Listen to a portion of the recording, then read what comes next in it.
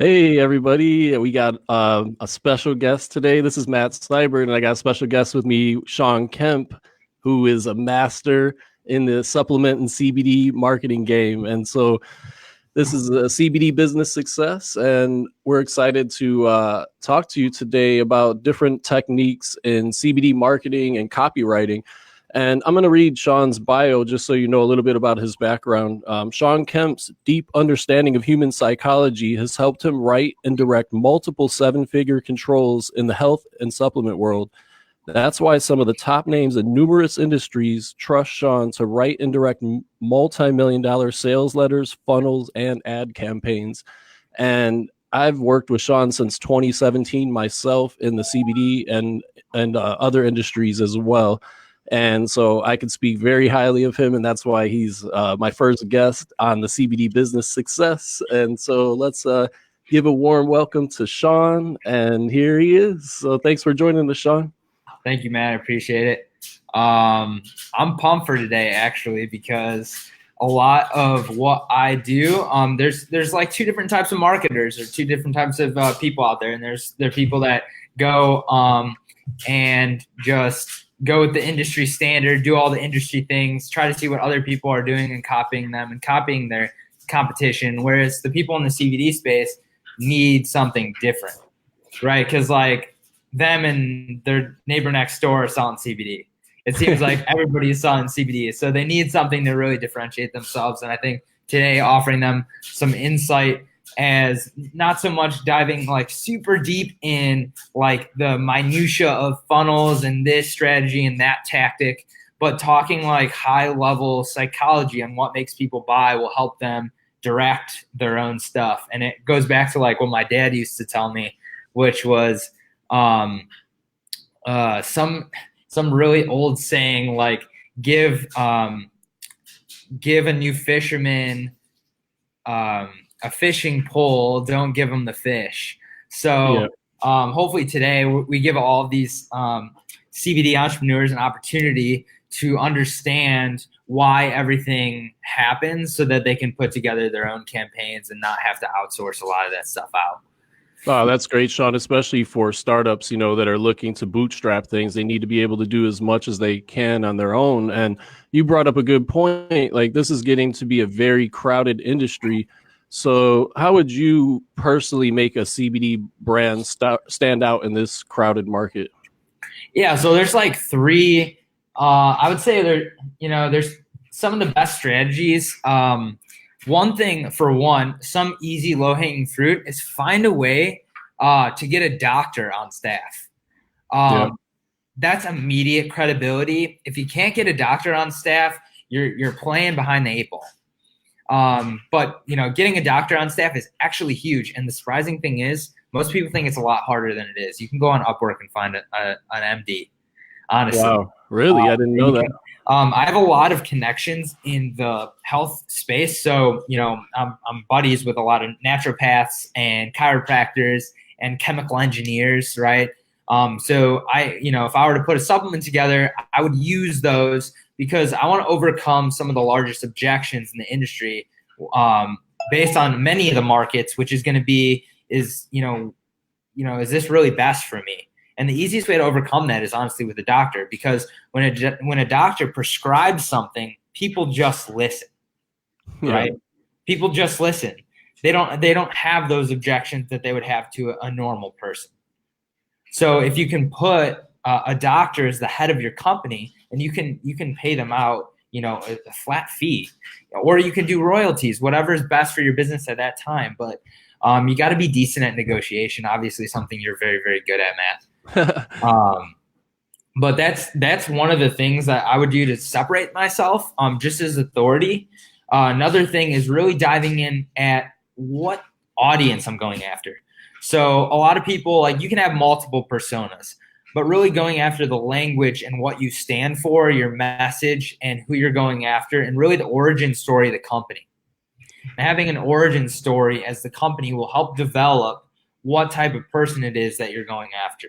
Now, when I'm developing that story, what I'd like to do is really target either. I really have to think, like, Do I want to target people that are already buying CBD, or do I want to target people that are, interested in CBD but haven't really quite purchased yet? Or am I going to target people that really just have a problem, have no idea really much about CBD at all? They might have heard it every once in a while or have no idea what the purpose is, right? That So makes I have to think about which market I'm really going after. Yeah, because it could be probably a lot more marketing work on your hands. If it's somebody that's brand new to CBD, you're going to have to educate them and bring them along instead of somebody that already knows what they're looking for. Right, and that's the thing. And they're each going to have different objections. So the person that's ready to buy is already sold on CBD. What they're not necessarily sold on is your CBD. Yeah. Which means that they know there's a lot of brands out there. They're going to be the one that's searching in Google, what's the best CBD out there, right? So if they're the one that's searching like, what's the best CBD, then we need to make it very clear that our CBD is best for them. And the unique mechanism that we sell our CBD isn't necessarily going to be on the benefits of CBD. They already know that. They already know the benefits. Yeah. They need to know what the difference is. So gotcha. If you have a CBD, what I really like to do is create CBD and offers and formulations where the unique mechanism is already built into the formula. So actually, there's a really good lesson. Probably some of these people I'd love to ask, but I can't really see them. What I mean, if I was sitting down with the person watching right now, I'd ask if you've ever watched Mad Men. And the reason why I'd ask that is because there's a specific scene in Mad Men where they're sitting down and trying to sell cigars. And they're like, the competition is exactly the same. They use the exact same tobacco. They use the exact same processes. They use the exact same everything, right? So what's making our tobacco different than their tobacco? And everybody should watch this. Everybody should go to YouTube, and everybody should watch this because it's going to help them understand how they can differentiate their CBD from all the other CBDs out there. They took something that was actually happening in all the other CBDs out there, but that the audience didn't know about it. So like you can take some type of weird extraction process that's happening in all the other CBDs and highlight it in yours. And people will be like, oh, well, that CBD is extracted with this process. Now, all of them could be that way. But you're the only one that's educating them that it's being extracted like that. Gotcha. So they're going to think yours is unique. Yeah, and that's I like all that. Marketing. You're not changing the formulation. You're not doing anything. Yeah, and that's a brilliant way to do it if you're like, especially in the beginning, if you're white labeling and you don't have the money to create a unique formulation, then you could do things like that Sean is suggesting there. And if you do have the money to create unique formulations, then I would suggest going that route, like Sean is saying, like, because you could come out of the gate with something that's eye-catching and different for those more educated consumers that are looking for something new and unique in the CBD world. Yeah, exactly. I mean, think about all the people that are buying it. What can you add additionally to either make it work better or add like a component to it that will make it, different from everything else? So if, let's say you inject it with some mushroom extract. Mushrooms are crushing it right now. I know. They're still early adopter phase, but if you add mushrooms, like that's hot. That's brilliant. I was just talking to someone the other day about a CBD mushroom brand. There's like two of them launching right now. So yeah, that's right on the money. And that goes back to niching down and speaking to specific audiences. You can't be all things to everybody. And one of the brilliant niches that I heard of was I was talking to this guy in the UK, and he's launching a CBD brand for golfers. And I thought that was one of the best niches I've heard because golfers have to focus and be calm. And that's exactly what CBD does. And then every golf course has a pro shop. So you have retail opportunities as well. And so just finding those niches that are unexplored. Nobody's selling CBD in golf shops, I bet, so there's unexplored niches. And then even recently I saw there's a brand blowing up in hotel gift shops. And that's the perfect place to put a CBD product where people can't sleep and they want to take CBD to help them rest or calm down and get that proper sleep. So just finding those unique areas and niches to sell the products is what you really have to focus on. Because if you think you're going to create a brand that's going to sell to just everybody, it's just probably not going to work that way. Now it's too crowded. No, definitely not. Another good spot actually would be airports. Yeah, I like that. Actually, a buddy of mine started a brand specifically for airports, and No so way. it's right on the money. Calm travel, And and then who knows? Maybe they could start selling it down the aisle every time they're going past. oh man, that would be huge. Like instead of alcohol, let me get a little shot of CBD. Yeah. I love it. Yeah. So I think that it is evolving like that. I mean, we saw recently that CVS and Walgreens are now carrying CBD products. And so who knows, within the next few years, it is going to be like that, I believe. And so that's cool, man. And so one thing that I get asked almost every day is, how do I market my CBD brand on Facebook? So I always like to ask people in the marketing world, like, if you had a CBD brand, how would you market it on Facebook? And, would you do it in a compliant way? Would you do it in a sneaky way? Like what would you do, Sean, if you were launching your brand? So you remember how I talked about having a doctor as the face of your brand?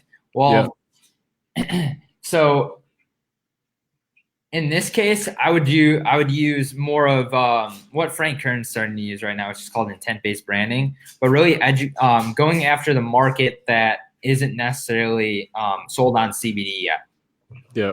And what I'd sell is the mechanism. And what you can use is what I don't know why people don't know. Like I posted this in a couple of groups, but people don't know what pre-sales are. They also don't know what advertorials are. But really, it's just the squeeze page from between Facebook and like your sales page, for example. And you want to hide your sales page behind some email opt-in of some sorts. So what I would do is one of two ways. I'd either create a intent-based branding campaign, which is, if I have a doctor on staff, I'm going to do a lot of education around anti-inflammatory. What are the benefits of lowering your total body inflammation? Yep. And then after I've sold them on the benefits of the anti-inflammatory benefits, like lowering your whole body inflammation and using some techniques, then I would offer them some creative opportunity to, what if, you took this 2-second habit every single day to lower your full body inflammation. It's something that you don't have to do all these other things. You don't have to take cold showers. You don't have to do this. You don't have to do that. This is this one thing, and then just create curiosity around it. Get the email opt-in, and then behind the fold, you can sell your CBD product as the thing that lowers inflammation. You gotcha. Yeah. And that is, to me, the safest and most conservative way to do it. And a lot of brands are doing that. And I call that a bridge page. I don't know if you would call it that, but yeah, bridge page, advertorial, pre-sell, anything like that.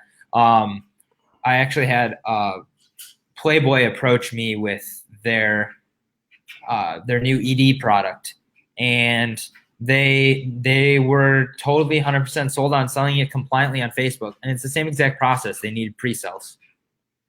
Yeah. So pre-sales for their ED product, because there's a lot of things and a lot of language that you can't use on Facebook to sell CBD. So to sell an ED product. So you'll need a pre-sell to really sell the mechanism, and then go ahead and finally, and with a pre-sell, basically you create a pre-sell specifically for a persona of your audience. So you can target somebody that's like a business traveler. You can target somebody that has trouble sleeping at night. You can, because then the article or the pre-sell or the bridge page is directly talking to that problem. Yeah, I love that. And that's one of our recent clients did that very successfully with an insomnia campaign. They created a quiz, just a general quiz on insomnia, nothing about CBD or anything, and did ads for that on Facebook. And then once, like you said, once they filled out the quiz. They had to put their email to get the result. And then on the back end, they have an email campaign sequence set up to sell the products and also give a lot of value too. And they talk about different products that can help people sleep. They were able to get like 8,000 people, 8,000 emails and about 1,000 people in their private group in about a month and a half at 65 cents per lead using that strategy. And so, yeah, it's a brilliant way of getting people into your campaigns. And, you know, if you have a really good copywriter, somebody like Sean Kemp that writes your email sequences, then you're going to convert people. So that's the strategy. And that's a great way of doing it, I think. And so, yeah, do you have any other thoughts about that? Yeah. So, I mean, if you had a doctor on staff, it's all about education. You'd be going after an audience generally who, like, so 17% of the audience generally has intent to buy already. So you'll be going after the 83% of the audience that doesn't necessarily have intent to buy, but has a problem. And you can show them different ways to solve it. And then behind the bridge page, yeah, that's really all I do. And I keep testing different adverts, different bridge pages until I could really hone in and figure out what the lead cost is and what our KPIs are, the key performance indicators that are really going to get the sale at the amount that we'd like.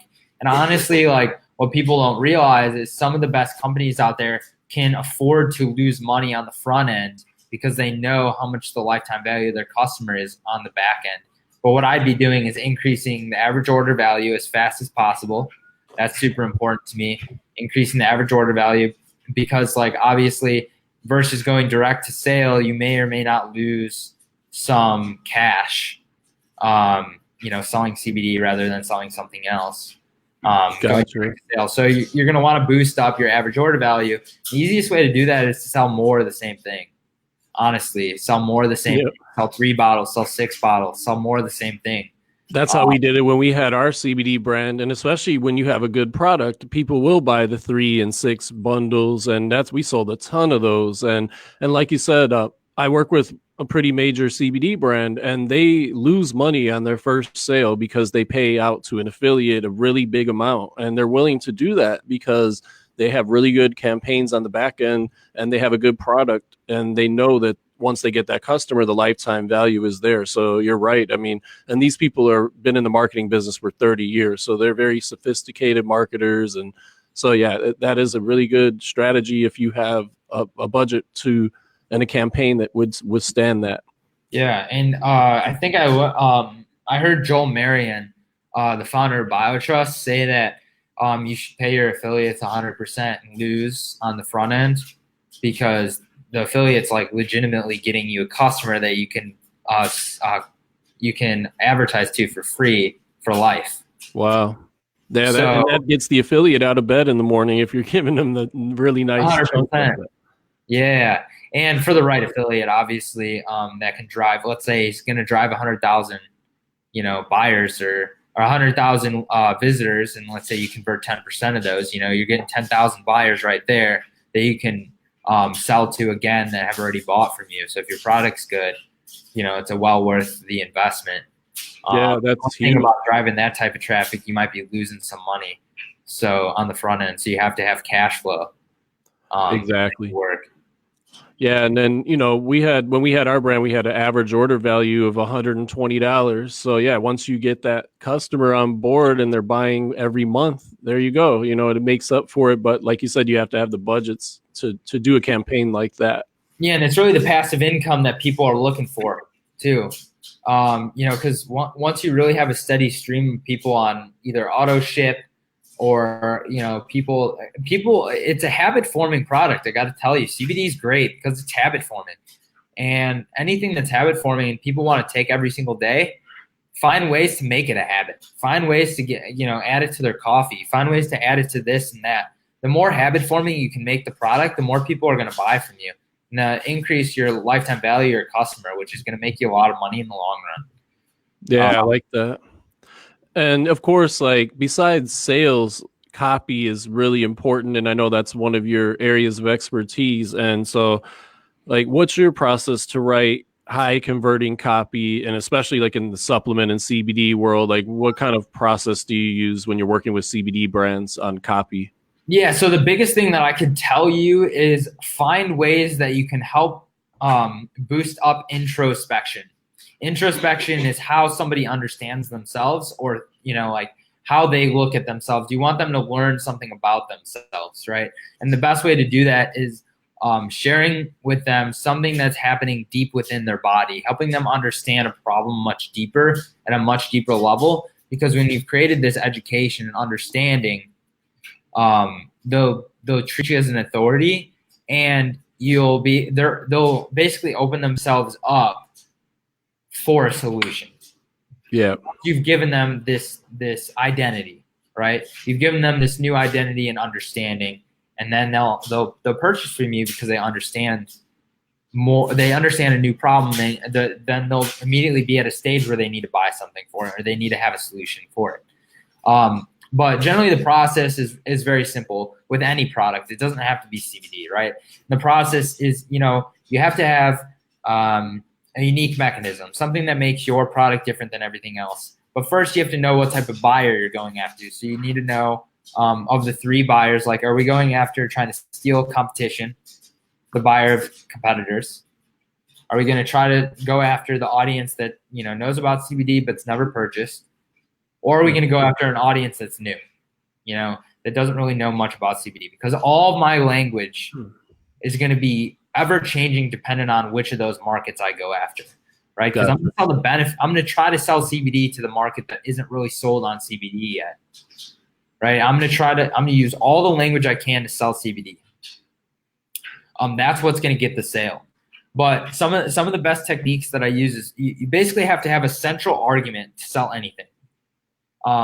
If it's $1,000 high ticket course versus a $60 bottle of CBD, they're all going to have a central argument. That one central argument, you have to be a really good politician. So that one central argument is that one thing that once you win that argument, they purchase from you. Got it. Now, when I'm writing, let's say I'm writing a VSL and I have 4 weeks to write it. Half of that time is spent just on crafting that central idea, that central argument. Wow. Half of that time, because the stronger your argument, the less you'll have to be good at writing copy. Because you won't have to convince them as much. Good. Yeah. That's funny, man. I get you. So you spend like 2 weeks on just framing that argument. Wow. Yep. Yeah, just framing the argument, because once the argument's so good and I backed it up and anchored it with a ton of proof, right? I'm thinking third-party proof. So quoting a Buddha is one, for example. So quoting a Buddha, big undeniable authority. I like that. So a big undeniable authority. So if I'm selling a financial product, Harvard Business Review. If I'm selling a CBD, what doctors am I going to quote, right? What doctors am I going to have on there? So all the biggest components of writing copy, honestly, is creating a long central argument that once somebody believes that argument, or once you win that argument, they'll buy from you. So once you've created a really strong central argument, half of your duty is pretty much over with. Like, the next most important thing is how am I going to prove it? How am I going to back that shit up? How am I going to back up the argument? So for every argument or every claim that you have, generally you have at least 3 to 5 pieces of proof.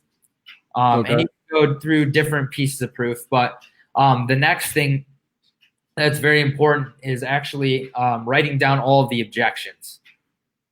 And the only way that you're going to know objections, there's a couple places you can go. So there's 1 and 5-star reviews on Amazon. Now you can look on best-selling books around inflammation. Let's say my central arguments around inflammation. I need to type in inflammation books in Amazon. What I'm going to look for is 1 and 5-star reviews that people have either about the book, about inflammation. I'm also going to look in the description of the book, table of contents in the book, and the subtitle. So the subtitle often of a book is a really good central argument. So if you look and you'll see it played out, for example, Medical Medium. I suggest everybody go and look at that. That's one of the best. I love that guy. It's one of the best central arguments I've seen. And the reason why he's done such a good job of just blowing up is because his argument is so good. And some people say, well, none of it's really backed up by proof, but he's going after a spiritual audience, that his proof is around spirituality. So he actually has a lot of proof for that audience. And also another proof is that he has a lot of case studies of all these people that hashtag on Instagram like celery juice. Yeah. It's nuts. He's created this movement where the price of celery doubled just because, really? just because of him. Yeah. Wow, I didn't know that. Yeah, it eventually went down, but because of him, there was a couple days where like the price of celery was can't even remember the price per stock or whatever, but it doubled. Wow, that's incredible. Yeah, he's an interesting guy, and that's the thing. He's speaking to an audience that really resonates with his message, and that's the point. And I'm sure he has copywriters on board on his team that help him craft his message. Yeah. And so that's important. And so, like, as far as that goes, that kind of leads up to my next question. When should a CBD company hire out a copywriter versus doing the copy themselves? I think there's a certain dollar amount when you're hitting a certain revenue. Honestly, like with a 1 hour session with somebody, I can probably teach them to be better at copy than 90% of copywriters they would hire. In 1 hour, I could probably teach them this whole argument idea. Most copywriters don't understand, and they can't craft a really good central argument. And I can help you understand this. If the better the argument, the better the offer, the less your copy doesn't have to be as good, right? Yeah. And the other thing is storyboarding is so important. And you can storyboard all of your letters or your entire campaign, really like understanding very simple, basic psychology. What are the things that people need to know in order to buy my product? Who am I speaking to? Once I've created a persona, a centralized argument that's really good, and once I've literally take a pack of sticky notes and write down all of the objections that somebody's going to have to buying your CBD, and then stick them on a wall or stick them on a window, and then order them as to what do you think is the order at which all of these objections are that you need to handle, in what order. And then that's how you write the copy. You storyboard the entire thing, you create your central argument, you have a really strong promise, right? A really strong promise that you can future pace that audience into. What would it feel like if? And then generally 90% of decisions are made through fear. Yeah. So your copy should generally be around a fear. What if you had to live with this pain and it only got worse over the next 10 years? Right? Gotcha. What if, and you're going after a pain. So it's really understanding people more than anything. And the really great copywriters are actually just really good at conversation. They're really good at understanding people. They're really good. I've heard the first time heard the term empath for the first time about a year ago. I didn't really know what that was. And if you don't know what that is, it's really understanding, like it's like having a sixth sense for other people and how people feel. And a lot of people see that as kind of their kryptonite. Well, honestly, the best copywriters are the ones that are empaths, that can really understand emotionally how people feel about something, right? Or they've gone through something, an experience like that other person has. And you really need to understand on a very deep level what your CBD is doing for people. And if you can understand what's really bothering them and do all this research, go on Amazon, go look at those 1 and 5 star reviews. Okay. Do all the content research, craft your unique mechanism, go to Google, go to Reddit, see what people are saying about CBD, see what people are talking about insomnia. Like, figure out what problem that you're solving, make a very good promise, very strong problem, find your audience, storyboard with objections, and create a really strong argument. Think of if you have a guarantee, make sure that thing is very clear. And honestly, just that information right there, if you can do that, your copy is going to be 95% better than any copywriter that you hire out to. Man, you make it sound so easy, Sean. Well, um, a lot of people have been screwed over by copywriters, and that's why I think anybody can get their certification in copy in like a weekend and say they're a copywriter. And it's yeah. just anybody could be. Let's say somebody's a good writer, doesn't mean that they're good at understanding people's emotions and how they feel about something and what it's going to take in the sales process to get somebody to buy and the flow of objections they need to overcome and all of those things. So there really is a point where if it's not your strong suit and you're focusing on a lot of other things in your CBD business, then it really is time to hire out. But there are a lot of things that you have to be very wary of before you hire out to the right copywriter.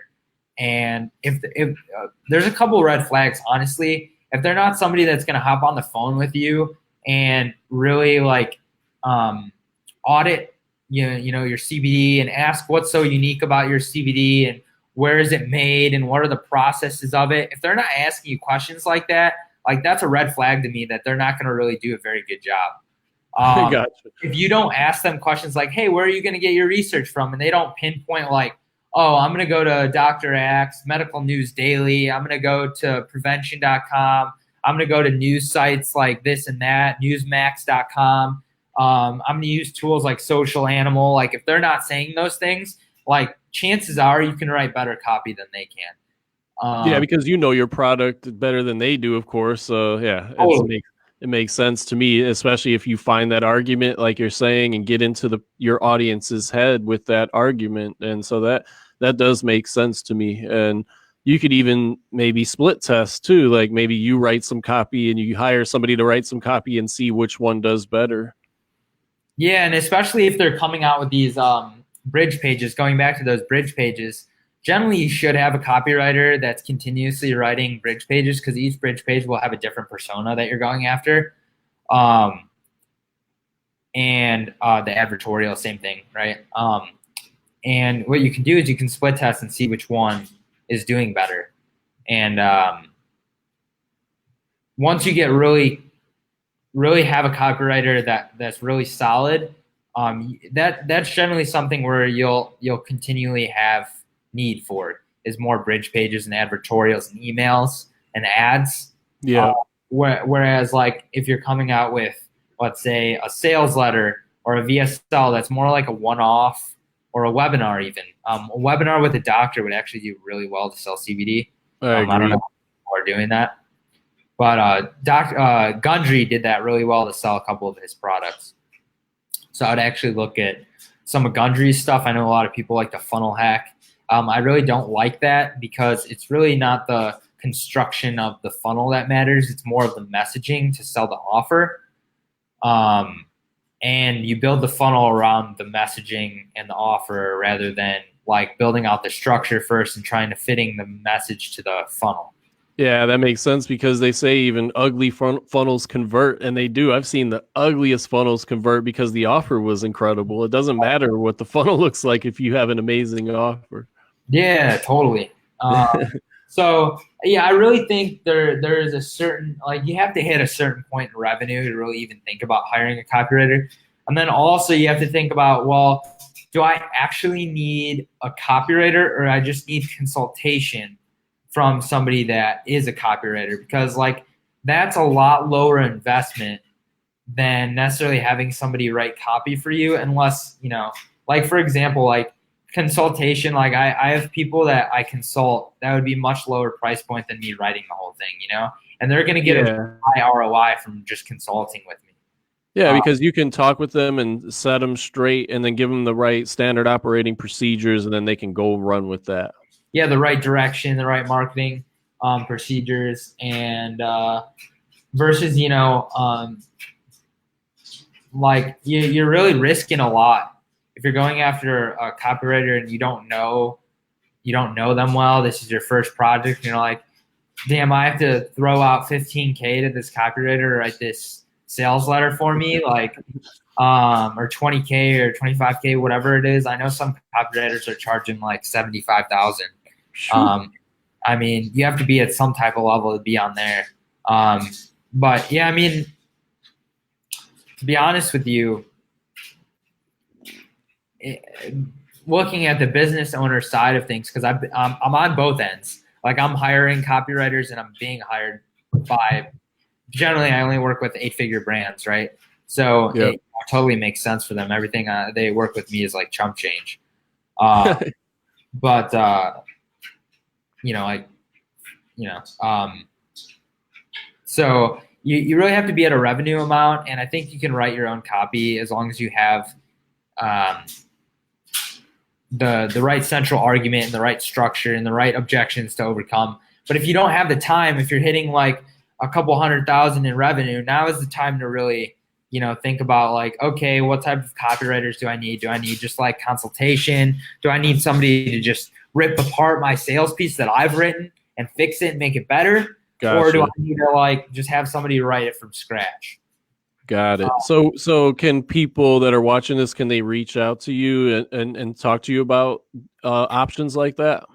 Yeah, totally. And I think it's really helpful to just for me helping them. Let's say they're going on a job board and posting like, "Hey, I need copy for this," and 4 or 5 copywriters reach out. I can definitely tell you which one's the best one to hire. And yeah, I mean, like I realize that there's a lot of people that aren't making 8 figures with CBD or aren't making 8 figures with supplements or with their offers, and they just really need direction. And the highest ROI for them is giving them the frameworks and helping them find their big idea and craft their big idea, their central argument, and finding where to find their objections. And once they're able to do that, their copy just converts, man.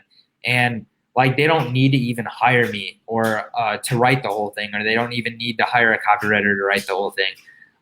Even sometimes, like people I consult will end up hiring another copywriter after we've gone through the consultation process, because we've literally done 90% of the work, and you can have any writer just fill in the blanks. You know what I mean? Yeah. Because you already storyboarded it, you already created your central argument, you already have an awesome offer, you know what your guarantees are, you know what direction you're going, you know where you're marketing it, you know what audience you're going after. You know what I mean? And those are the most important pieces, honestly. Wow. So you help people, you can help people figure all that out in like an hour phone call? Yeah, or like, just a couple phone calls, and central argument takes some time, man. Central argument takes some time, but if it's focused on CBD, it's really easy for me because I have a background in biology and chemistry. So like I took organic chem in college. I was in all the pre-med classes in college. Like I understand like vagal nerve function and like how to tie different nerves in your neck to CBD, and like how to tie different parts of your brain into CBD around sleep. And once you can go deep inside the body and understand how things work, even at a cellular level, it's very easy to craft. It's very easy for me to craft strong arguments, especially if we have a doctor on staff, because you can use them as credibility. And that saves a lot of time in a marketplace where people are extremely skeptical, and also where people are most heavily stuck on like trusting you.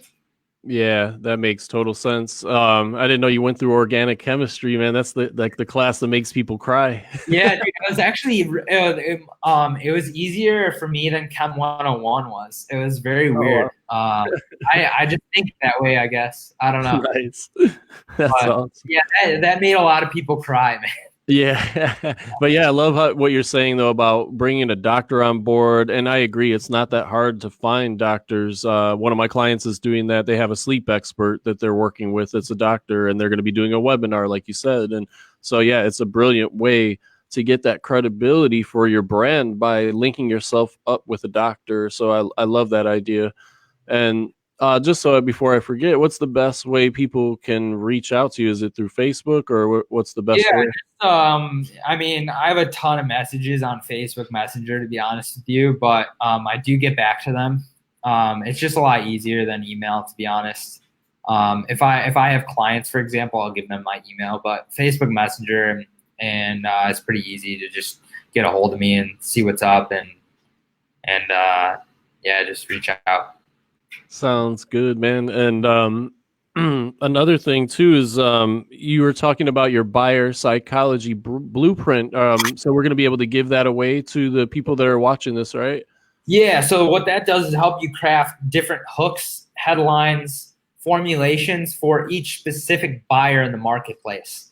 So Wow. there's going to be specific hooks that are best directed towards people that are already sold on CBD, and there's going to be hooks that are best sold or best used for people that are just like need to be educated on CBD. And like there's really each process, and it also tells you like what tools are best to convert that audience. Like, what So do you mean by tools? tools like, all right, so should I use a webinar? Should I use a chat bot? Should I use advertorials? Should I use this or that? It'll tell you like based on the stage that that buyer's in, what kind of tools do I need, and like what conversion assets do I really need to create? And also it'll give you the messaging and the angles and the objections and everything. Like honestly, when people see that, I've given that to clients before, with prospects, 8-figure prospects that see that and they're like, "Shit, man! Like, can we work with you now?" Like, I swear, to you, like it sells people on working with me, honestly. Oh, And I that's really great. only give it to clients, but like, I love you, man. And I think like all the people in here would get a lot of benefit from it. Oh So, man, that's huge. Thanks, brother. I love you too. You're like my little brother, man. both from uh, SmackDown, right? but yeah, man. So we're gonna add that link when we get off this meeting. We'll add that link to this video. So that's huge. That's really gonna help you guys out crafting your messages. That's big time because I remember having a lot of issues with that when I was starting out with my brand, and I honestly didn't have a clue in the sophistication that you're talking about. So, and I even have a branding background, but I don't have the copywriting background. So it's good to meet people like you, and that's another thing I suggest is really get out there and build your network and meet people like Sean, and make sure you have a vetted network of professionals that you can count on, because this industry moves fast and you have to be able to count on people and be able to adapt and change and try new things. And yeah, if anybody out there has any questions, we can do like a Q&A. So if you have any questions about crafting an offer, copywriting for your funnels, things of that nature. And I see one here already. Somebody asked, can you give an example of an awesome offer that you would use in CBD? Oh yeah. So you mean like a central argument generally? So I'm assuming that's what they mean is central argument. So a central argument that I would use, I really tie into the mechanism or the things that CBD does for people. So you could tie it. Really the easiest thing is to tie it to inflammation. And using an argument around inflammation being the anti-aging secret is really lowering full body inflammation. And that's really that argument right there is going to target a specific persona, an audience. Now, if you tie in that argument with the right audience, that really are buying anti-aging creams, think about that, right? And then you can target those people on Facebook. Gotcha. And you got to be careful with the certain words and Yeah. the way you word things with the inflammation and pain and things of that nature. And we go over that in our course too. So if anybody's interested, we go over that for an hour and a half in our course. And so compliance is huge, as the FDA is kind of sniffing around these days. So reach out to me if you want to learn more about that. And Sean gives a bonus course along with our how to launch a successful CBD brand course. So there's about 10 hours of step-by-step information in launching your CBD brand. So it's a great resource. And then we also have a private group where we share deeper information, and we learn new things every week. So I'm always going into our private group, interviewing experts and sharing information. So reach out to me if you want to learn more about the private group and the course that we have. And so, yeah, I think, man, you've really dropped some great wisdom today, Sean. And I see another question just came in. Finish up the last question. Oh, yeah. Yeah. So you can go after systems in the body. So generally what I do is like I'll go after systems in the body or a certain cell in the body. So a certain cell deep inside the body that it changes the function of it. So you have to really dive into the research on how deeply CBD works in the body. And I know there's CBD or CB2 receptors, I believe it is. So if you can really understand those CB2 receptors, I believe that's what it's called. And also how it acts on the central nervous system is another big one. There's something called sympathetic dominance that I would look up that too. It changes the way that the immune system functions. There's like autoimmunity. You have to be very careful with the claims that you make here, but going after not even making the claim or connection between having your audience make the connection themselves or make the assumption themselves is how you get around compliance. Yeah. So you have to like lead them to the assumption. Can you give an example of that? Putting me on the spot here. Yeah. So there's, like let's say their immune system. A lot of people don't know about the immune system, but there's like Th1 dominance, Th2 dominance, Th17 dominance. Th17 isn't really talked about very much, but there's Th1, Th2. Generally, people that are Th1 dominant are actually autoimmune patients. So people that have autoimmunity, Th2 dominance are generally the people that get sick more often. But CBD is actually an immune modulator. So it modulates and balances the immune system. That's perfect. And I think as far as I know, I'm not a compliance expert, but I believe you can say like supports a healthy immune system. And that's perfect. You're not making any claims. You're just supporting health. And so when you write your copy, you want to make sure you're focused on health, not diseases, because you can't say like this cures insomnia, but you can say this supports healthy sleep patterns, which is saying the same thing, but you just have to word it. You got to wordsmith it correctly. Right. And that's, you'll get better with time and understanding compliance and how to say things. Generally the things that are not allowed are the things that work best too. Yeah, unfortunately. If you're doing it non-compliantly and you're going black hat or whatever, realize that all Facebook guidelines are the best way to sell your product. I didn't say that, but you didn't hear that from us. But yeah, I know you had another question. Oh, yeah, here's another one that came up. Do you focus primarily to capture emails once you run an ad, or can you go straight to the offer? Yeah, so after you capture the email, you want to redirect to the offer. Gotcha. And then also having a really strong follow-up sequence via email or messenger. It's pretty solid. Yeah, Messenger worked great for us when we had our brand. We crushed it with Messenger bots. And this was like, the end of 2017. So I think Messenger bots are still getting high open rates, right? Yeah, still very high.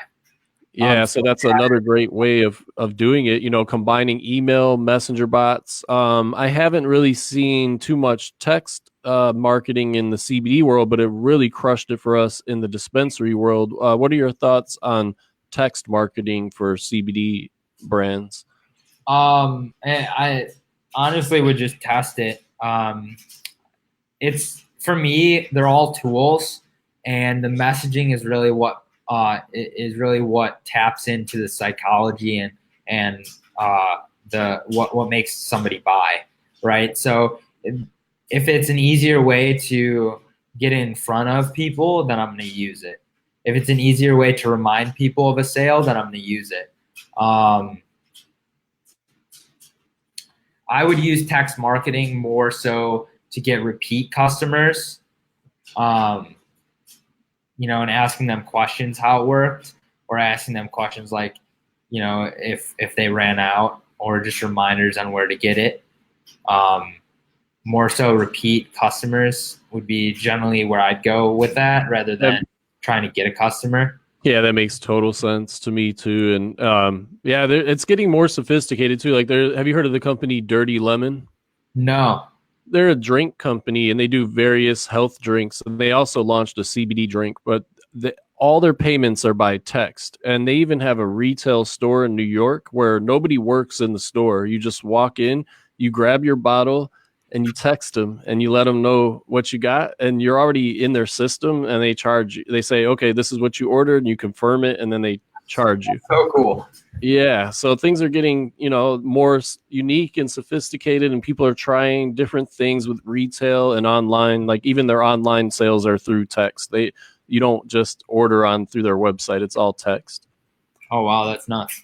Yeah. So it's just different ways of reaching people. And yeah. And so we really appreciate you taking the time today, Sean. It's been a pleasure as always talking to you. And yeah, anybody feel free to reach out to Sean Kemp. And then, like I said, also he did an 1.5-hour course that comes along with our course. So if you're interested, you can reach out to me or Sean, and we'll take care of you for sure. We just want to be there for you guys as a resource for your CBD brands as we all move forward. Yep. And differentiation is going to be so important for you guys' success. So hopefully today helped a lot with that. Nice. So yeah, do you have any other parting thoughts besides that? Man. Just remember central argument, and then be able to back it up with really strong proof, and also, building out, use sticky notes and write down all the objections that you think people are going to have to CBD or have to your CBD. And also, very simple thing. Why don't you hop on the phone and start hearing all the objections that somebody in your audience would have to buying your CBD? Like those are so easy. Like interview people, figure out what's in their head, so you can use that. Yeah, and that's where you're going to get your content and your copy from. So that's great. And also, everybody, remember, I'm going to share. Check back by later today or tomorrow for sure. We'll have the Sean's buyer psychology blueprint added into this recording here. So check out for that. I'm sure that's extremely valuable, and I'm going to check it out myself. I haven't seen it yet. So. So yeah, thanks again, Sean, and we will be catching up again soon. And thank you everybody for listening in. All right, thanks again, Matt. Have a good day. Peace.